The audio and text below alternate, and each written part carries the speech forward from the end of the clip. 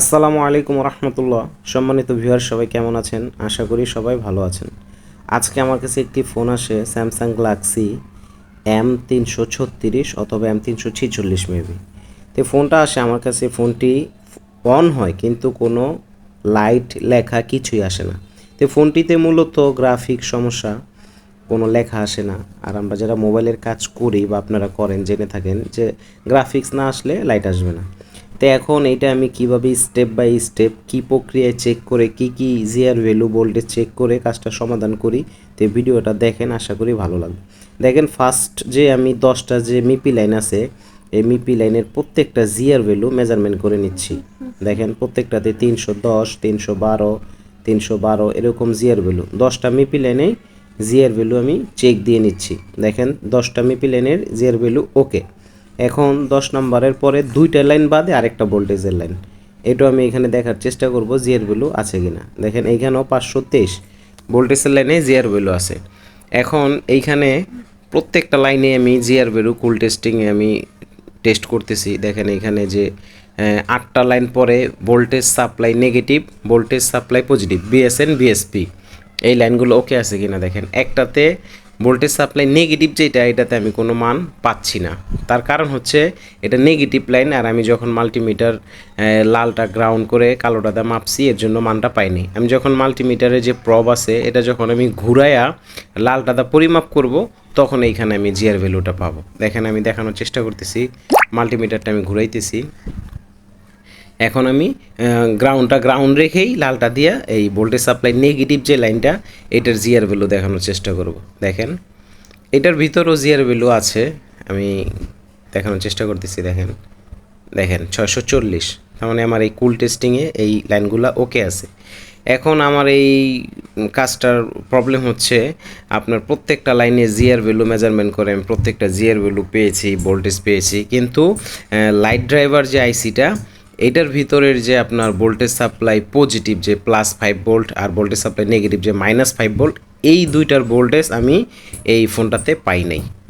এই সিপিওর পাশের যে আপনার 1.8 ভোল্টেজের যে লাইনগুলা, এগুলো আমি ভোল্টেজ পাইছি। তো ভোল্টেজ চেক করতে গেলে আমার কী করতে হইব, চার্জিং কানেকশন দিতে হবে, নাহলে ফোন অন করতে হবে। তো যেহেতু আমি চার্জিং কানেকশন দিয়ে নিচ্ছি, আমার ফোন অন করার দরকার নেই, এটা অটোমেটিকলি অন হয়ে যাবে। তো এখন আমি মাল্টিমিটার ডিসি মোডে রেখে তারপরে প্রত্যেকটা যে 1.8 যে লাইনগুলা, এগুলো আমি সবগুলা চেক দিয়ে নিব।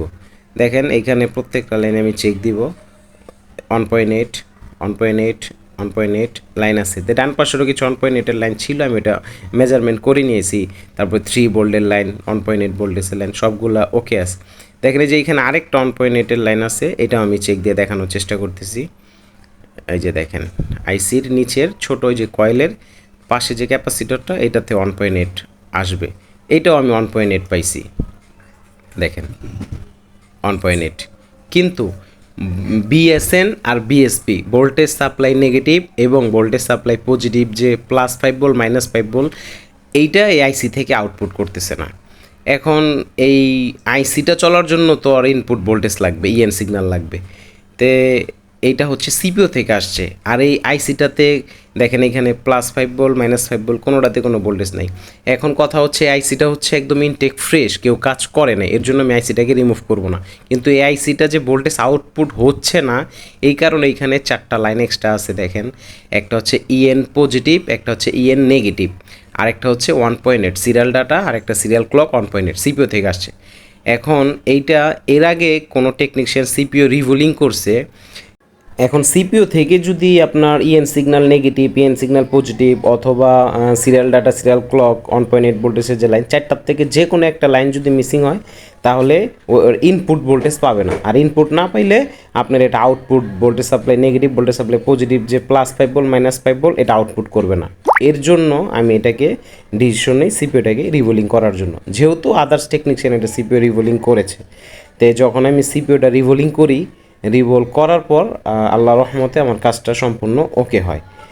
তো এখন আমি এটা যদি সিপিইউ কেউ কাজ না করতো, তাহলে আমি এই লাইট ড্রাইভার আইসিটাকে রিমুভ করে আমি কুল টেস্টিংয়ে ওই 4টা লাইনের জিআর ভ্যালু আমি মেজারমেন্ট করতাম। যেহেতু এটা সিপিইউ রিভোলিং করা হয়েছে, গ্রাফিক্স আইসিতে কোনো কাজ করা হয় নাই, ওই ক্ষেত্রে আমি সিপিইউটাকে টার্গেট করি। আর সিপিইউটা রিবুলিং করার পর আলহামদুলিল্লাহ আমার কাজটি সম্পূর্ণ ওকে হয়ে যায়। এটি আপনাদেরকে শেয়ার করার জন্য ভিডিওটা ধারণ করলাম। তো যারা নতুন অবশ্যই তাদের জন্য উপকার হবে। আর যদি ভিডিওটা ভালো লাগে অবশ্যই একটা লাইক কমেন্ট শেয়ার করে দেবেন। আর যদি আপনি আমার এই আইডিতে নতুন হয়ে থাকেন তাহলে অবশ্যই ফলো দিয়ে পাশে থাকবেন। দেখেন আলহামদুলিল্লাহ কাজটি সম্পূর্ণ ওকে হয়ে গেছে, গ্রাফিক্স চলে আসছে।